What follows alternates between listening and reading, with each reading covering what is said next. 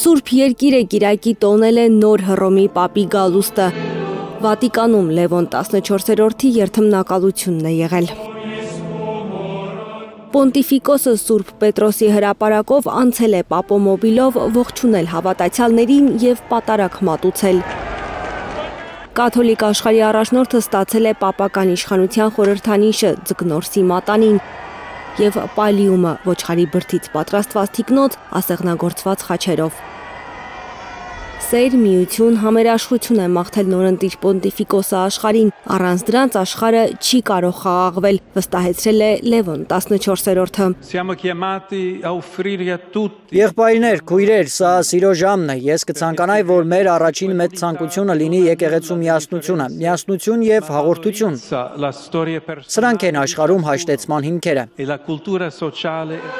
Պատմական արարողությանը ներկա են գտնվել տարբեր երկրներից ժամանած առաջնորդներ, պաշտոնյաներ։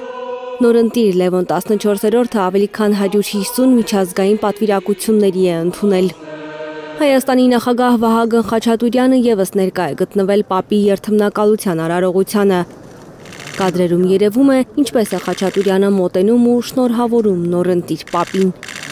Միացյալ Նահանգները Վատիկանում ներկայացրել են փոխնախագահ J.D. Վենսը, պետքարտուղար Մարկո Ռուբիոն, իսկ Գերմանիան նորանշանակ կանցլեր Ֆրիդրիխ Մերցը։ Երթմնակալությանը ներկա են եղել նաև Եվրահանձնաժողովի ղեկավար Ուրսուլա ֆոն դեր Լայենը և Ուկրաինայի նախագահ Վլադիմիր Զելենսկին։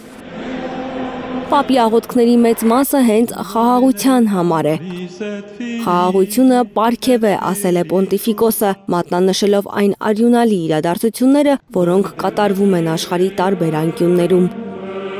Նորընտիր պապը աղոթել է հանուն Ուկրաինայի, Գազայի խաղաղ բնակչության։ Մենք չենք կարող մոռանալ պատերազմներից տառապող մեր եղբայրներին և քույրերին։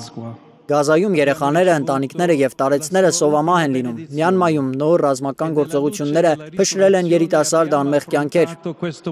Ուկրաինան վերջապես սպասում է արդար և երկարատև խաղաղության։ Զելենսկին պահը բաց չի թողել ու Լևոն 14-րդի ինաուգուրացիան որպես բանակցային հարթակ է օգտագործել։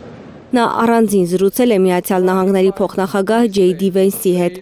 քննարկել ռուսների հետ ստամբուլյան բանակցությունների մանրամասները։ Իդեպ Սպիտակ տանը տեղի ունեցած հայտնի սկանդալից հետո սա Զելենսկիի ու Դիվենսի առաջին հանդիպումն է։ Հասմիկ Սերոբյան, Նորայր Հակոբյան, Հայլուր։